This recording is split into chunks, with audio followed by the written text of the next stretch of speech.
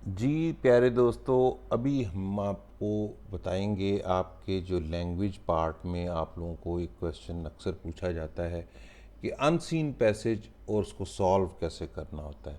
यानी एक आपको जो आपने पहले पढ़ा हुआ नहीं होता है, एक अनसीन सा पैसेज होता है, सिंपल सा होता है। उसमें सिर्फ आपको देखना ही होता है कि जी आप लोग इसको पढ़ के उसमें से जो है ना उसका जवाब दे सकते हैं कि नहीं। इसमें मैं आपको समझाता हूँ कि जी इसको सॉल्व करने का तरीका क्या होता है। ठीक है जी। सबसे पहले फर्स्ट ऑफ ऑल जो है ना आपने क्या करना होता है कि it's important to understand what as unseen passages. सबसे पहले तो आप समझें कि अनसीन पैसेज होता क्या है। An unseen passage is a piece of text that the student has not seen before. यानी आमतौर पे ये वो वाला पैसेज होगा जो आप लोगों ने पहले पढ़ा हुआ नहीं होगा। यानी यानी आप लोगों ने ये पेपर सॉल्व करने से पहले मोस्ट ऑफ द टाइम ये होता है कि आपने पढ़ा हुआ नहीं होता वो।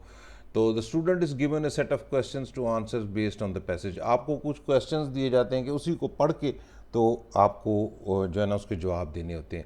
The purpose of the unseen passage is to test the students comprehension skills, that is how well they can understand and interpret a text. यानी असल में उस पैसेज का मकसद पता क्या होता है कि वो देखना ये चाहते हैं आपसे आपके टीचर्स कि आपको अगर कोई ऐसा पैसेज मिल जाए जो आपने पहले नहीं पढ़ा हुआ तो आप उसको कितना बेहतर समझ सकते हैं, और उसमें से कुछ छोटे छोटे जवाब अगर देने पड़े तो आप कैसे दे सकते हैं। ये बड़ा ज़रूरी है क्योंकि आपको ज़िंदगी में यही किताबें ही तो नहीं पढ़नी। आप अनसीन चीज़ें देखेंगे जिससे आपको देखना समझना और उनसे जवाब देना आपको आना हुआ करेगा। तो हम पहले देखते हैं कि इसी अनसीन पैसेज में से क्या क्या और हमारे लिए इंपॉर्टेंट बातें हो सकती हैं। Now let's discuss some important points to keep in mind while solving a unseen passage. हम देखते हैं इंपॉर्टेंट पॉइंट्स आपने जो जहन में रखने हैं आपको अनसीन पैसेज की प्रैक्टिस करते हुए। क्या है? Read the passage carefully. सबसे पहली बात तो यह है कि आपने बड़ा केयरफुली पढ़ना है अनसीन पैसेज को। The first step is to read the passage carefully. Make sure you understand the meaning of each sentence and the overall message of the passage. Take your time and don't rush through it. यानी सबसे important बात तो यह है कि इसको बड़ा carefully पढ़ना है, बड़े आराम से।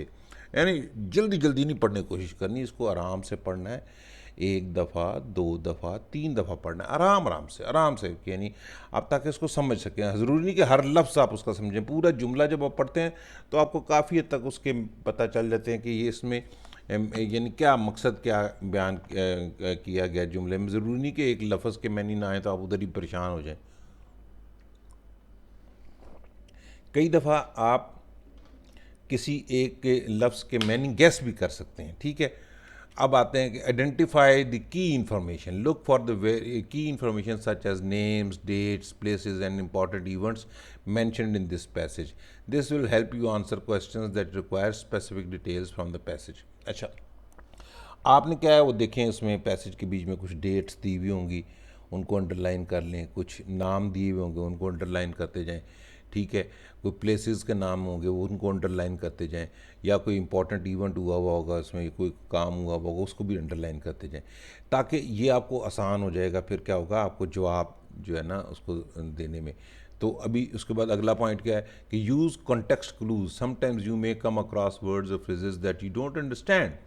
कई दफ़ा ऐसे लफ्ज़ या फ्रेजेस होंगे जो आपको समझ नहीं आते होंगे या आपने पहले सुने हुए नहीं होंगे। Use the context of passage to figure out the meanings. आप पूरा जुमला पढ़ें तो आप गेस करें कि इसके मीनिंग क्या हो सकते हैं। आप ये करना शुरू करें तो आपको मैं टेल यू आप लोग इंशाल्लाह बहुत बेहतर हो जाएंगे इंग्लिश में। Look for clues in the surrounding sentences और पैराग्राफ्स। पूरे पैराग्राफ को पढ़ें तो आपको गैस अप कर लेते हैं कि इस लफ्ज़ का क्या मैनी हो सकते हैं। ज़रूरी नहीं है कि आपको हर लफ्ज़ के मैनी आते हों। ये बात बड़ी ज़रूरी है कि आप याद रखें कि ज़रूरी नहीं है आपको कि हर लफ्ज़ के मैनी आते हों, और आप उस लफ्ज़ के मैनी गैस भी कर सकते हैं। ठीक है जी। फिर है कि make notes. Take notes while reading the passage. This will help you remember important information and refer back to it while answering the questions. Notes ले लें या आप अंडरलाइन कर लें चीज़ों को। ठीक है जी। अब और क्या है, answer the questions. Read the questions carefully and try to answer them based on the information in the passage.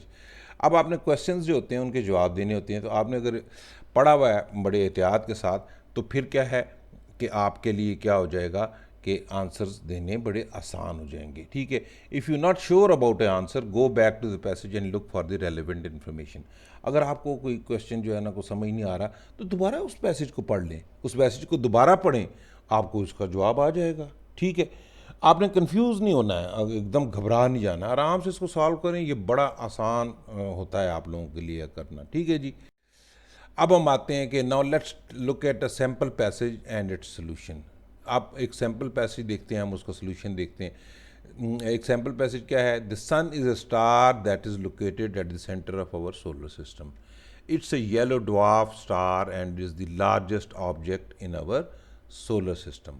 The sun is about 93 million miles away from the earth and has a diameter of about 864,000 miles.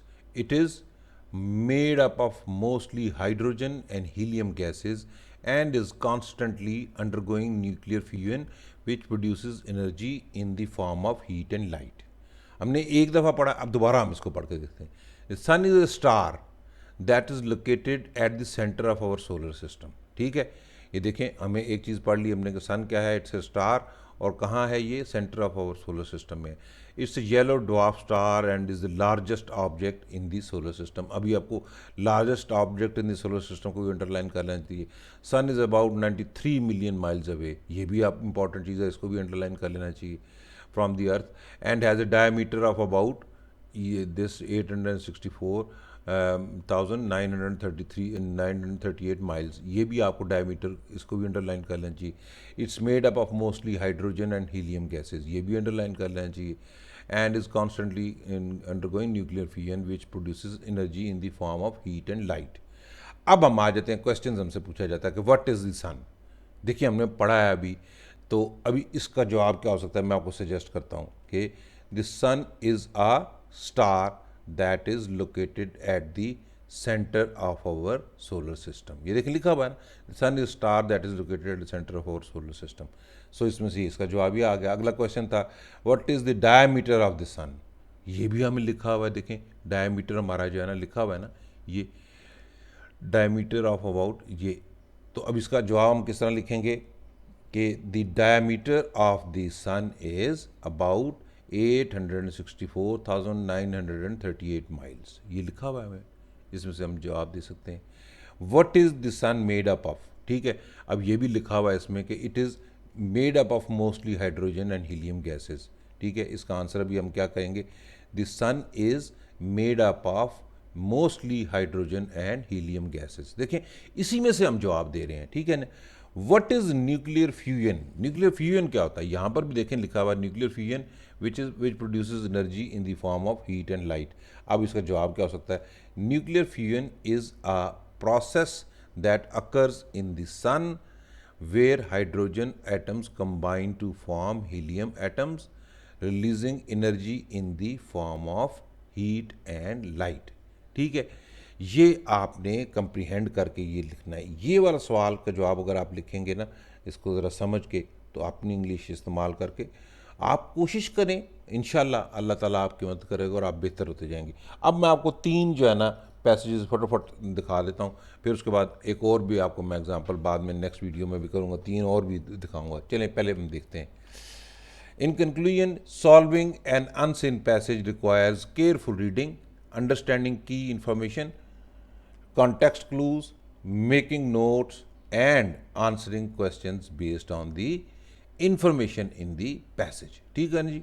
By following these steps, students can improve their comprehension skills and perform well on unseen passage exams. ठीक हो गया जी। ये आपको याद रखनी है ये चीज़ें कि हमने केयरफुली पढ़ना है, उसको समझने की कोशिश करना है, क्लूज़ को देखने हैं, नोट्स बनाने हैं और आंसर करना है क्वेश्चंस को टेक्स्ट के ऊपर बेस करते हुए। अब एक और हम करते हैं passage. Rabbits are small furry mammals that are found all over the world. They have long ears and fluffy tail. Rabbits are herbivorous, which means that they only eat plants. They are known for their ability to reproduce quickly, with females giving birth to an average of 3 to 8 babies at a time. Rabbits are popular pets and are often kept in cages in people's home. ठीक है जी। अब हम इसके questions देखते हैं क्या क्या हो सकते हैं कि व्हाट आर रैबिट्स। ठीक है जी, अब रैबिट्स का लिखा हुआ है rabbits are small furry mammals, ठीक है, that are found all over the world. तो आ गया इसका जवाब, rabbits are small furry mammals, ठीक हो गया आंसर इसका, ये भी बड़ा सिंपल सा हो गया। फिर क्वेश्चन है कि व्हाट डू रैबिट्स ईट। अभी हमने पढ़ा कि इनका rabbits are herbivorous which means that they only eat plants, ठीक है जी, rabbits are herbivorous and only eat plants, ठीक हो गया। फिर क्वेश्चन है कि how many babies do female rabbits give birth to on average. ये लिखा हुआ है ना कि एवरेज जो है ना 3 to 8 babies at a time देते हैं, तो हम कहेंगे female rabbits give birth to an average of 3 to 8 babies at a time, ठीक है। फिर एक क्वेश्चन है कि जी where are rabbits often kept as pets. तो फिर जगह हम कहेंगे कि जी rabbits are often kept in cages in people's homes, ठीक है जी, ये लोगों ने अपने घरों में केजेस में रखे हुए होते हैं। ये बड़ा सिंपल सा था, है ना, ठीक है। अब इसी तरह एक और पैसेज भी देखते हैं, पैसेज नंबर 2 है, the great wall of China is a series of fortifications made of stone, brick, tamped earth, wood and other materials generally built along an east to west line across the historical northern borders of China to protect against raids and invasions. The wall is the longest wall in the world, stretching over 13,000 miles. It was built over several centuries with the earliest parts dating back to 7th century BC. अब आप देख लें इसमें जो है ना, इसमें किस लिए बनाई गई थी, किस चीज़ की बनी हुई है, ये सारी चीज़ें आपको अंडरलाइन करती जाएँ। ये वाली जो है ना, ये फिगर्स, ये वाली, ये सारी अंडरलाइन पहले ही कर लेनी चाहिए ताकि फ़ौरन आप इसका जवाब दे सकें। चलिए अब हम इसके क्वेश्चंस पढ़ के देखते हैं। पहला है जी what is the great wall of China. इस ग्रेट वॉल ऑफ चाइना क्या है, हम इसका जवाब है the great wall of China is a series of fortification made of stone, brick, tempered earth, wood and other materials generally built along. ये इतना लंबा है, हम सिंपल ये लिख देंगे कि the great wall of China is a series of fortifications built to protect against raids and invasions, ठीक है, सिंपल ये जवाब इसका आ जाता है। फिर आता है कि what materials were used to build the wall. अब इसमें ये देखें लिखा हुआ है ना, stone, bricks, tempered earth, wood and other materials हम लिखते हैं। अभी जवाब क्या है, the wall was made of stone, brick, tamped earth, wood and other materials. एक बात याद रखनी है कि आपने कॉपी करते हुए यहाँ से टेक्स्ट में से स्पेलिंग मिस्टेक्स नहीं करनी है, ठीक है। अब आ जाते हैं, how long is the great wall of China. ये देखें लिखा हुआ है 13,000 माइल्स है, तो इसको लिखेंगे हम कैसे कि the great wall of China stretches over 13,000 miles. ये लिखा हुआ है, ये एग्जैक्टली हमने लिखा हुआ है। फिर when were the earliest parts of the wall built.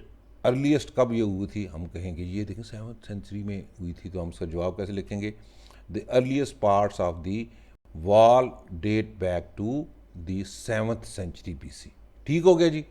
अब हम आ जाते हैं आगे एक और पैसेज की। The Amazon rain forest also known as Amazonia is a vast forest that covers most of the Amazon basin in South America. It is the largest tropical rainforest in the world with an estimated 390 billion individual trees divided into 16,000 species. The Amazon rainforest is home to many animals, including jaguars, monkeys, and parrots. It also contains many indigenous tribes that have lived in the forest for thousands of years. अब देखें पहले ये है ना, Amazon forest क्या है, इसको हम कर सकते हैं कि ये कहाँ पर है, ये जी साउथ अमेरिका में है। ये कितना लंबा है, 16,000 है। ये आम तौर पर पूछा जा सकता है इसमें कौन कौन सी चीज़ें इम्पॉर्टेंट जो है हैं, जैगुआर्स, मंकीज़ और पैरट्स हैं, ठीक है। ये को पूछेंगे कि उधर जो ट्राइब्स हैं कितने पुराने रहने वाले हैं, ये हम कह सकते हैं थाउजेंड्स ऑफ ईयर्स से। अब हम इस क्वेश्चंस देखते हैं इसमें कौन से लाइकली क्वेश्चंस हो सकते हैं।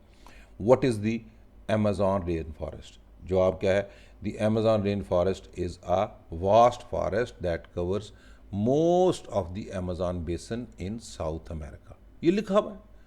How many trees are estimated to be in the Amazon rain forest.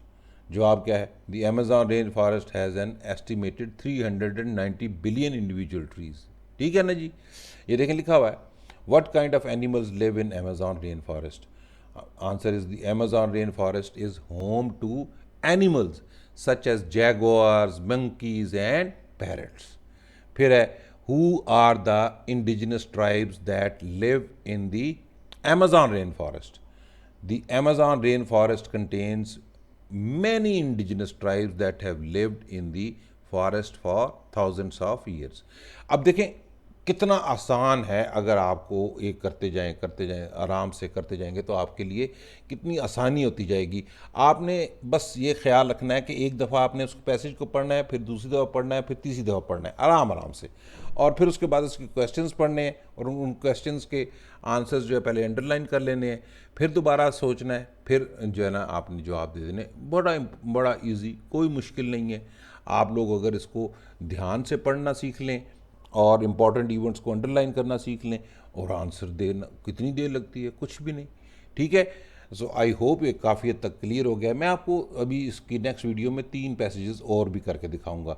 फिलहाल आप ये वाले 3 जो है ना करके देखेंगे। ओके, अल्लाह हाफिज़।